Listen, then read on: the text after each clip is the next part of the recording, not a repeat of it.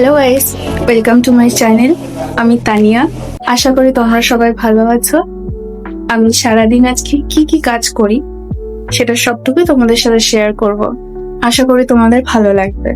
তো সঙ্গে থাকো, দেখতে থাকো আমার রেগুলার লাইফস্টাইল। তো বন্ধুরা, সকালবেলা আমার স্নান করে পুজো কমপ্লিট। এবার আমি ঠাকুরের সামনে থেকে বাটাগুলো সব জোগাড় করে নেবো, দিয়ে আমি রান্নার কাজে যাবো। তো দেখতে থাকো। এই যে আমার সিংহাসন, আমি আমার মনের সিংহাসনটাকে সাজিয়েছি। আশা করি তোমাদের ভালো লাগবে। দেখো, এই সিংহাসন টুকটুক করে অনেক কিছু করে সাজিয়েছি। আরো কিছু করব, ভগবানের যদি কৃপা থাকে। তো ভগবানের জন্য অনেক কিছু করার বাকি আছে। সে যদি মুখ করে তাকায়, তো তার জন্য অনেক কিছু করার ইচ্ছে আছে। তো তোমাদের কেমন লাগলো আমার ঠাকুরের সিংহাসনটা অবশ্যই জানাবে। আর যদি কিছু অ্যাড করতে হয় সিংহাসনে, তো সেটাও কমেন্টে জানাবে। হ্যাঁ,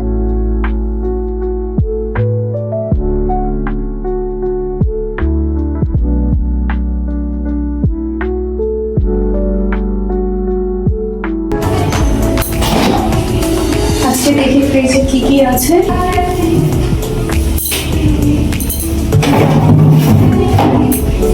চলো আসো।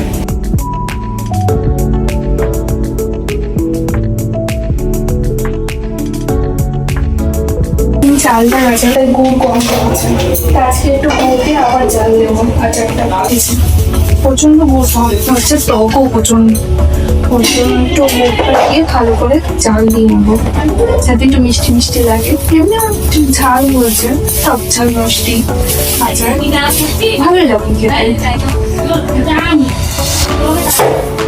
তো বন্ধুরা, আজকে দুপুরবেলা আমি আলু ফুলকপি দিয়ে পনির রান্না করবো, যেহেতু মঙ্গলবার আমার নিরামিষ খাই।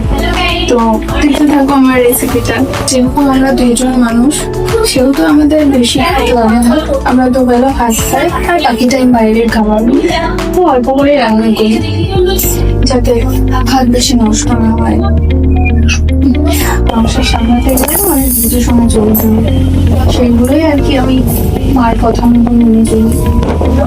মা যেটা বলে সেটাই আমি শুনে শুনে সেটা করার চেষ্টা করি। চালটা তো হয়ে নেই।